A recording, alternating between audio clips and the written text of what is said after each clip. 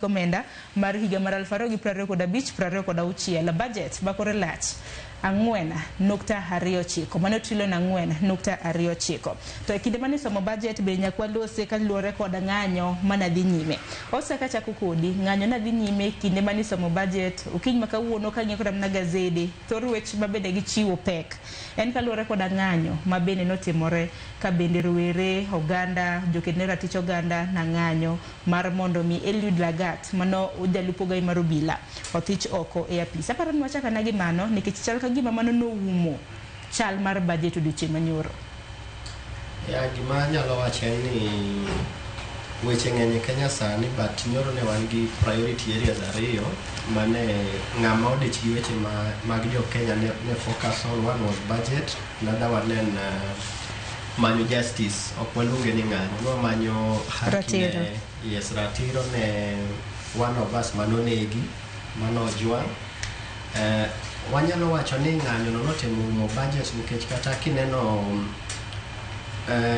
kawaida kaka itimo ga program mag weche mag somo budget nok watimore kaka en kawaida matin no dhi ataro gi gimi timo ga pile but gima no necessitate mano ne wach ng'anyo. Kora paro ni focus mar jo Kenya mang'eny ne onge budget no which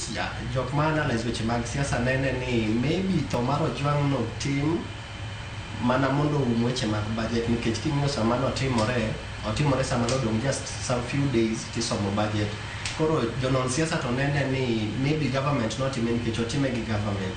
maybe government not even mondo oruch weche mado biro koko mang'eny mado kelgi wach mar budget nikech budget government koso seyo ne obila nikech seyo ne ntiere ne obila ok ne piny owecha ahinya. Yes, but obila is part of government nikech kata kwa ng'io presidency iluongo ni president is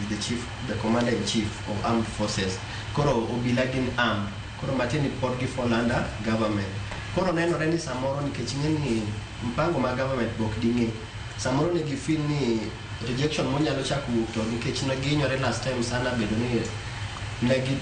gima notim last year mani koro ne gibiro gi supplementary budgets nikech ne wa reject the budget mar 2024-2025. Koro again kede chak reject ma maybe government do bede kona moro matek. Koro somehow jonon siasa ng'iye ni notim wach mar maandamano ni it was no bedo catalyzed mondo wach mar budget. Lakini Dickson nene yo machal na